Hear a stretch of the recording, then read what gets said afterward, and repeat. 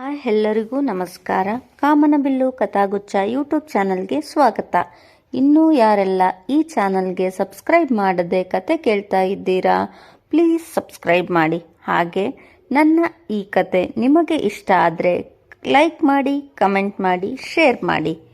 ಪದ್ಮಗಂಧಿನಿ ಭಾಗ 24.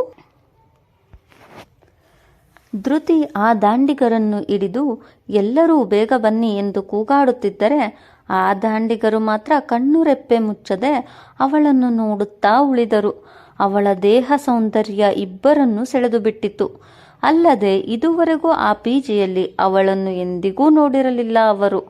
ಮೊದಲ ಬಾರಿಗೆ ಅವಳನ್ನು ಅಲ್ಲಿ ನೋಡಿ ಕಣ್ಣು ಕೀಳಲಾಗದೆ ಆಸೆಯ ಕಣ್ಣುಗಳಿಂದಲೇ ಅವಳನ್ನು ನೋಡುತ್ತಾ ಉಳಿದರು. ಎಲ್ಲರನ್ನೂ ಕೂಗಿ ಕರೆಯುತ್ತಿರುವ ಪೆದ್ದ ಧೃತಿಗೆ ಅದು ಅರ್ಥವೇ ಆಗಲಿಲ್ಲ. ಕಾಮದ ದೃಷ್ಟಿಯಿಂದ ನೋಡುವವರಿಗೆ ಎಲ್ಲ ಹೆಣ್ಣು ಮಕ್ಕಳು ಕೂಡ ಸುಂದರವಾಗಿಯೇ ಕಾಣುತ್ತಾರೆ.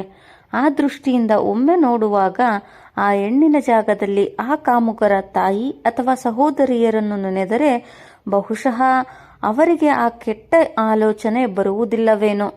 ಆದರೆ ಅಂತಹ ಕಾಮುಕರು ಆ ಎಲ್ಲ ಸಂಬಂಧಗಳನ್ನು ಬಿಟ್ಟು ಬದುಕುತ್ತಿರುತ್ತಾರೆ. ಹಾಗಿದ್ದಾಗ ಬೇರೆ ಹೆಣ್ಣು ಮಕ್ಕಳನ್ನು ನೋಡಿದ ತಕ್ಷಣ ಅವರಿಗೆ ಅವರ ದೇಹ ಮಾತ್ರ ಕಾಣುತ್ತದೆ. ಧೃತಿಯ ಕೂಗಾಟ ಕೇಳಿ ಎಲ್ಲರೂ ಎದ್ದು ಹೊರಗೆ ಬಂದಿದ್ದರು. ವಾರ್ಡನ್ ಕಮಲಾಕ್ಷಿ ಕೂಡ ಅಲ್ಲಿಗೆ ಓಡಿ ಬಂದವಳು, ಏನಾಯ್ತು, ಏನಿದು ಗಲಾಟೆ ಎಂದು ಜೋರಾಗಿನೇ ಕೇಳಿದಳು. ಮೇಡಮ್, ಅವತ್ತು ನೀವು ನನ್ನ ಮಾತನ್ನು ನಂಬಲಿಲ್ಲ ನೋಡಿ, ಇಲ್ಲಿ ನಮ್ಮ ಪಿಜಿಗೆ ಕಳ್ಳರು ನುಗ್ಗಿದ್ದಾರೆ, ಅವರನ್ನು ಹಿಡಿದಿದ್ದೀನಿ ಎಂದು ಇಬ್ಬರನ್ನು ಒಂದೊಂದು ಕೈ ಹಿಡಿದು ಹೇಳಿದಳು. ಧೃತಿ ಆ ದಾಂಡಿಗರನ್ನು ಹಿಡಿದಿರುವುದನ್ನು ನೋಡಿದ ಕಮಲಾಕ್ಷಿಗೆ ಮುಖದ ಮೇಲೆ ಬೆವರಾನಿಗಳು ಮೂಡಿದವು. ಮೇಡಮ್, ಯಾಕೆ ಸುಮ್ಮನಾದ್ರಿ? ಬೇಗ ಪೊಲೀಸ್ಗೆ ಫೋನ್ ಮಾಡಿ, ಇವರನ್ನ ಪೊಲೀಸ್ಗೆ ಹಿಡಿದು ಕೊಡೋಣ ಎಂದಳು. ಕಮಲಾಕ್ಷಿ ಆ ದಾಂಡಿಗರಿಗೆ ಕಣ್ಣಿನ ಸನ್ನೆಯಲ್ಲಿಯೇ ಏನೋ ಹೇಳಿದಳು. ಅವಳ ಕಣ್ಣು ಸನ್ನೆಯನ್ನು ಅರ್ಥ ಮಾಡಿಕೊಂಡ ಆ ದಾಂಡಿಗರು ಒಡನೆಯೇ ಧೃತಿಯಿಂದ ಕೈ ಬಿಡಿಸಿಕೊಂಡು ತನ್ನ ಜೇಬಿನಲ್ಲಿ ಇದ್ದ ಚಾಕುವನ್ನು ಧೃತಿಯ ಕುತ್ತಿಗೆಯ ಬಳಿ ಹಿಡಿದು, ಯಾರಾದರೂ ಒಂದು ಹೆಜ್ಜೆ ಮುಂದೆ ಇರಿಸಿದರೆ ಇವಳ ಕುತ್ತಿಗೆಯನ್ನು ಸೀಳಿಬಿಡುತ್ತೇವೆ, ಅಲ್ಲದೆ ಪೊಲೀಸ್ ಎಂದು ಹೋದರೆ ಈಗಲೇ ಇವಳು ಹೆಣವಾಗುತ್ತಾಳೆ ಎಂದು ಎದುರಿಸಿದರು.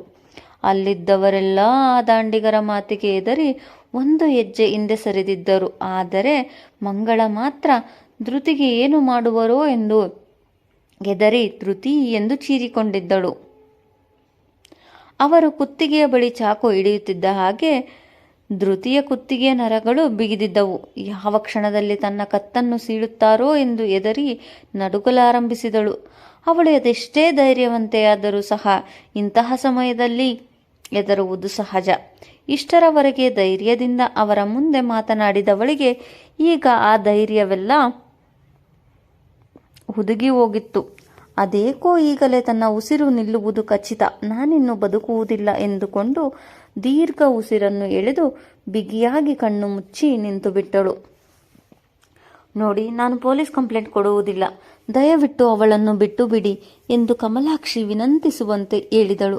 ನಂತರ ಆ ಇಬ್ಬರು ದಾಂಡಿಗರು ಮುಖಾಮುಖ ನೋಡಿಕೊಂಡವರು ಕಮಲಾಕ್ಷಿಯ ಕಡೆಗೊಮ್ಮೆ ನೋಡಿ ಧೃತಿಯ ಕುತ್ತಿಗೆಯ ಬಳಿ ಹಿಡಿದಿದ್ದ ಚಾಕುವನ್ನು ಹಿಂದೆ ತೆಗೆದು ಅವಳನ್ನು ಜೋರಾಗಿ ನೆಲದ ಮೇಲೆ ದೂಡಿ ಇಬ್ಬರು ಅಲ್ಲಿದ್ದ ಕಾಂಪೌಂಡ್ ಹಾರಿ ಓಡಿ ಹೋಗಿದ್ದರು. ಧೃತಿ ನೆಲಕ್ಕೆ ಬಿದ್ದ ರಭಸಕ್ಕೆ ಅವಳ ಹಸ್ತ ತರಚಿ ರಕ್ತ ಬರಲಾರಂಭಿಸಿತು. ಆದರೆ ಅದರ ಪರಿವಿಲ್ಲದವಳು, ಮೇಡಮ್, ಏನು ನೋಡುತ್ತಿದ್ದೀರಾ, ಅವರನ್ನು ಹಿಡಿಯೋಣ ಬನ್ನಿ ಎಂದು ಕೂಗಿದಳು. ಅವಳ ಬಳಿಗೆ ಬಂದ ಕಮಲಾಕ್ಷಿ, ನಿನ್ನನ್ನೇನು ನೀನು ಕಿರಣ್ ಬೇಡಿ ಎಂದು ತಿಳಿದಿದ್ದೀಯಾ?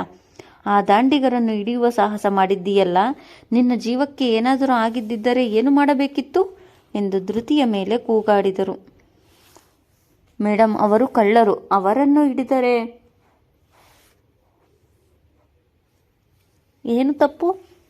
ಮೊದಲು ನೀವು ಈಗಲೇ ಪೊಲೀಸ್ಗೆ ಕಾಲ್ ಮಾಡಿ ಬರಲು ಹೇಳಿ, ಅವರ ಮೇಲೆ ಕಂಪ್ಲೇಂಟ್ ಕೊಟ್ಟು ಹುಡುಕಿಸೋಣ ಎಂದಳು.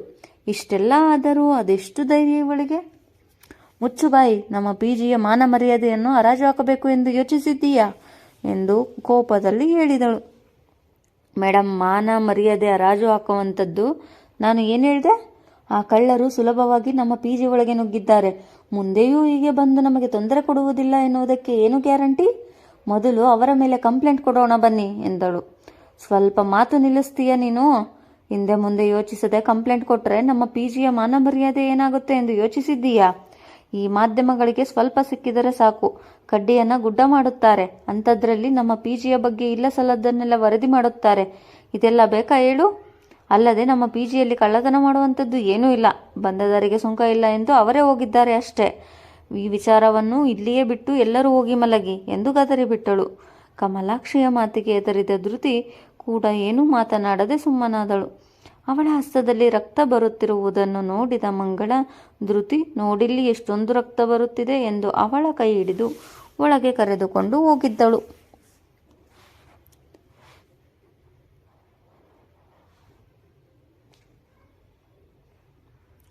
ಹೇಳಬೇಕು ಅಂದರೆ ಅಲ್ಲಿ ಧೃತಿಗಿಂತ ಹೆಚ್ಚು ಎದುರಿದ್ದೆ ಮಂಗಳ. ಈ ರೀತಿಯ ಸನ್ನಿವೇಶಗಳನ್ನು ಎಂದೂ ನೋಡಿಲ್ಲ ಅವಳು. ಅವಳ ಕಣ್ಣಿನಲ್ಲಿ ಇನ್ನೂ ನೀರು ನಿಂತಿರಲಿಲ್ಲ.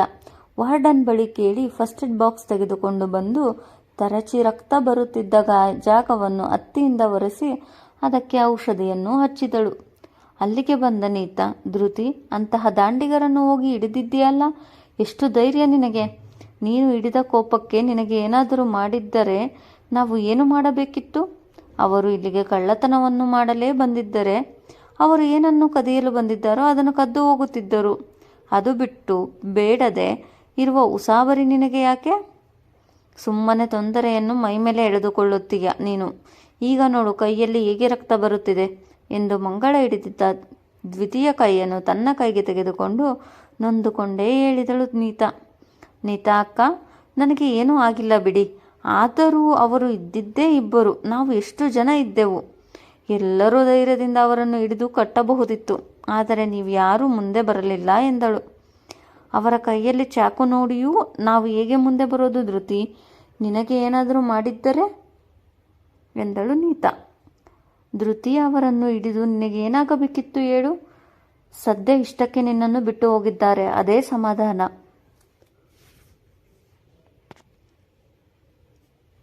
ನಮಗೆ ಇನ್ನು ಮುಂದೆ ಇಂತಹ ವಿಚಾರಕ್ಕೆ ಹೋಗಬೇಡ ನೀನು ಎಂದು ಮಂಗಳ ಕೂಡ ಅವಳ ಮೇಲೆ ಗದರಿದಳು. ಆಯ್ತು ಬಿಡೆ ಮಾರಾಯ್ತಿ, ಅದು ಯಾಕೆ ಹೀಗೆ ಕಣ್ಣಲ್ಲಿ ನೀರು ಸುರಿಸ್ತಿದ್ದೀಯಾ? ಹಲೋ ಧ್ರುವ, ಬೆಂಗಳೂರಲ್ಲಿ ನೀರಿಗೆ ಬರ ಎಂದು ಆ ನೀರನ್ನೆಲ್ಲ ನಿನ್ನ ಕಣ್ಣೀರಿನಿಂದ ತುಂಬಿಸಬೇಡ ಎಂದು ಕಾಲೇಜಿಗೆ ಬರದಿರುವುದನ್ನು ನೋಡಿ ಅವನಿಗೆ ಕರೆ ಮಾಡಿದ್ದರು. ತುಂಬಾ ಸಲ ಕರೆ ಮಾಡಿದರೂ ಅವನು ಸ್ವೀಕರಿಸಲಿಲ್ಲ. ಎಷ್ಟೋ ಸಮಯದ ನಂತರ ಸ್ವೀಕರಿಸಿದವನು ನಿದ್ದೆಗಣ್ಣಿನಲ್ಲಿ ಹಲೋ ಎಂದಿದ್ದನು. ಹೌದು, ಏನು ವಿಷಯ ಹೇಳು ಎಂದನು. ಇದೇನೋ ಹೀಗೆ ಕೇಳುತ್ತಿದ್ದೀಯಾ? ನಾವು ಆಗಲೇ ಕಾಲೇಜಿಗೆ ಬಂದಿದ್ದೇವೆ, ನೀನು ಬರುವುದಿಲ್ಲವಾ ಎಂದನು. ಇಲ್ಲ, ನಾನು ಕಾಲೇಜ್ಗೆ ಬರುವುದಿಲ್ಲ, ಅದೇನು ವಿಷಯ ಹೇಳು ಎಂದನು. ಆ ಹುಡುಗಿಯ ಹೆಸರು ಧೃತಿ ಎನ್ನುತ್ತಿದ್ದ ಹಾಗೆ. ಯಾವ ಹುಡುಗಿ ಎಂದನು. ನಿನ್ನೆ ಬೆಳಗ್ಗೆ ಕುಡಿದದ್ದು ಸಾಲದು ಎಂದು ರಾತ್ರಿಯೂ ಕೂಡ ಕಂಠಪೂರ್ತಿ ಕುಡಿದು ಮಲಗಿದ್ದವನಿಗೆ ತನ್ನ ಕೆನ್ನೆಗೆ ಒಡೆದು ತನಗೆ ಸವಾಲ್ ಹಾಕಿ ಹೋದವಳ ಬಗ್ಗೆ ಡೀಟೇಲ್ಸ್ ತಿಳಿದುಕೋ ಎಂದು ಹೇಳಿದ್ದನ್ನು ಕೂಡ ಅವನು ಮರೆತಿದ್ದನು. ಇದೇನೋ ಹೀಗೆ ಹೇಳ್ತಿದ್ದೀಯಾ? ಎಲ್ಲರೆದುರು ನಿನಗೆ ಅವಮಾನ ಮಾಡಿದ ಅದೇ ಹುಡುಗಿ ಎನ್ನುತ್ತಿದ್ದ ಹಾಗೆ ನಿದ್ದೆಯ ಮಂಪರು ಹಾರಿ ಹೋಗಿ ಎದ್ದು ಕುಳಿತನು. ಏನಂದೆ ಅವಳ ಹೆಸರು? ಏನು, ಇನ್ನೊಮ್ಮೆ ಹೇಳು ಎಂದನು. ಅವಳ ಹೆಸರು ಧೃತಿ. ಹಾಸನದ ಒಂದು ಹಳ್ಳಿಯಿಂದ ಬಂದಿದ್ದಾಳೆ. ತಾಯಿ ಇಲ್ಲ, ಅಜ್ಜಿ ಇದ್ದಾರೆ. ಅವರ ತಂದೆ ಜಿಲ್ಲಾಧಿಕಾರಿ ಕಚೇರಿಯಲ್ಲಿ ಕೆಲಸ ಮಾಡುತ್ತಿದ್ದಾರೆ ಎಂದು ಅವನು ವಿಚಾರಿಸಿದ ಅಷ್ಟು ವಿಷಯವನ್ನು ಧ್ರುವನಿಗೆ ಹೇಳಿದ್ದನು. ಹಣ ಎನ್ನುವುದು ಒಂದಿದ್ದರೆ ಸತ್ತವರನ್ನು ಬದುಕಿಸಿದವರನ್ನು ಸಾಯಿಸುವಂತಹ ಸಮಾಜ ಇದು. ಅದೇ ಹಣದಿಂದ ಒಂದು ರಾತ್ರಿಯಲ್ಲಿಯೇ ಧೃತಿಯ ಪೂರ್ತಿ ವಿಷಯ ಕಲೆಕ್ಟ್ ಮಾಡಿದ್ದರು ಶರತ್ ಹಾಗೂ ಶರಣ್ ಇಬ್ಬರು. ಇವನಿಗೇನಾಗಿದೆಯೋ, ನಿನ್ನೆಯೂ ಕಾಲೇಜ್ಗೆ ಬಂದಿಲ್ಲ, ಇವತ್ತು ಕೂಡ ಬರುವುದಿಲ್ಲ ಎಂದು ಹೇಳುತ್ತಿದ್ದಾನೆ. ಕಾಲೇಜಿನಲ್ಲಿ ಈಗಾಗಲೇ ಎಲ್ಲರೂ ಆ ಹುಡುಗಿ ಹೊಡೆದಿದ್ದರಿಂದ ಅವಮಾನವಾದಂತಾಗಿ ಕಾಲೇಜ್ಗೆ ಬರುತ್ತಿಲ್ಲ ಎಂದು ಮಾತನಾಡಿಕೊಳ್ಳುತ್ತಿದ್ದಾರೆ. ಹೇಗಾದರೂ ಮಾಡಿ ನಾಳೆಯಾದರೂ ಇವನನ್ನು ಕಾಲೇಜಿಗೆ ಕರೆದುಕೊಂಡು ಬರಬೇಕು ಎಂದು ಇಬ್ಬರು ಮಾತನಾಡಿಕೊಂಡು ಬರುವಾಗ ಅವರ ಕಣ್ಣಿಗೆ ಧೃತಿ ಹಾಗೂ ಮಂಗಳ ಬಿದ್ದಿದ್ದರು. ಲೋ ಮಚ್ಚಿ, ನೋಡಲ್ಲಿ ಆ ಹುಡುಗಿ ಬರುತ್ತಿದ್ದಾಳೆ, ಬಾ ಹೋಗಿ ಮಾತನಾಡಿಸಿ ಸರಿಯಾಗಿ ಬುದ್ಧಿ ಕಲಿಸೋಣ ಎಂದನು ಶರತ್. ಬೇಡ ಮಚ್ಚಿ, ಇಡೀ ಕಾಲೇಜನ್ನೇ ಗಡಗಡ ಎಂದು ನಡಗಿಸುವ ಧ್ರುವನನ್ನೇ ಅವಳು ಸುಮ್ಮನೆ ಬಿಟ್ಟಿಲ್ಲ, ಇನ್ನು ನಮ್ಮನ್ನು ಸುಮ್ಮನೆ ಬಿಡ್ತಾಳಾ? ಅವಳ ಸವಾಸನೆ ಬೇಡ ನಮಗೆ, ಸುಮ್ಮನಿರು ಎಂದನು ಶರಣ್. ನೀನು ಹೇಳುವುದು ಸರಿ ಬಿಡು, ಅವಳಿಗೆ ಧ್ರುವ ಸರಿಯಾದ ಪಾಠ ಕಲಿಸುತ್ತಾನೆ ಎಂದು ಮಾತನಾಡಿಕೊಳ್ಳುವಾಗಲೇ ನಂದಿ ಗ್ಯಾಂಗ್ ಧೃತಿಯ ಬಳಿಗೆ ಬರುವುದನ್ನು ಇಬ್ಬರು ನೋಡಿ ಅಲ್ಲಿಯೇ ನಿಂತರು. ಮಚಿ, ಇವ್ರ್ಯಾಕೋ ಆ ಹುಡುಗಿಯ ಬಳಿಗೆ ಹೋಗುತ್ತಿದ್ದಾರೆ ಎಂದನು ಶರತ್. ನನಗೂ ಗೊತ್ತಿಲ್ಲ ಮಚ್ಚಿ, ಬಾ ಅವ್ರ ಬಳಿಗೆ ಹೋಗಿ ಮರೆಯಲ್ಲಿ ನಿಂತು ನೋಡೋಣ ಎಂದು ಶರತ್ನನ್ನು ಅವರಿರುವನಿಗೆ ಕರೆದುಕೊಂಡು ಹೋಗಿದ್ದನು ಶರಣ್. ಏನೋ ಮಗ, 3 ಅಡಿ ಇಲ್ಲ ಇವಳು, ಧ್ರುವನಿಗೆ ಹೊಡೆದ್ಲು ಎಂದರೆ ನಂಬಲು ಆಗುತ್ತಿಲ್ಲವಲ್ಲ ಎಂದನು ನಂದಿ. ಹ್ಞೂ ನಂದಿ, ನಾನೇ ನೋಡಿದೆ. ಇವಳು ಹೊಡೆದಾಗ ಆ ಧ್ರುವನ ಮುಖ ನೀನು ನೋಡಬೇಕಿತ್ತು. ಹಿಂಗು ತಿಂದ ಮಂಗನಂಗಾಗಿತ್ತು. ಇಡೀ ಕಾಲೇಜ್ನಲ್ಲಿ ತಾನೇ ಕಿಂಗ್ ಎಂಬಂತೆ ಮೆರೆಯುತ್ತಿದ್ದ. ಇವಳು ನಿನ್ನೆ ಅವನಿಗೆ ಸರಿಯಾದ ಪಾಠ ಕಲಿಸಿದ್ದಾಳೆ. ಅದಕ್ಕೆ ನೋಡು ಇವತ್ತು ಕೂಡ ಕಾಲೇಜ್ಗೆ ಬಂದಿಲ್ಲ ಅವನು ಎಂದನು ನಂದಿಯ ಬಲಗೈ ಬಂಟ ರಜತ್. ನಂದಿ ಕೂಡ ಅದೇ ಕಾಲೇಜಿನ ವಿದ್ಯಾರ್ಥಿ. ಧ್ರುವ ಹಾಗೂ ನಂದಿ ಒಂದು ರೀತಿ ಹಾವು ಮುಂಗುಸಿ ಇದ್ದ ಹಾಗೆ. ಇಬ್ಬರಿಗೂ ಆಗಾಗ ಗಲಾಟೆ ನಡೆಯುತ್ತಲೇ ಇರುತ್ತದೆ.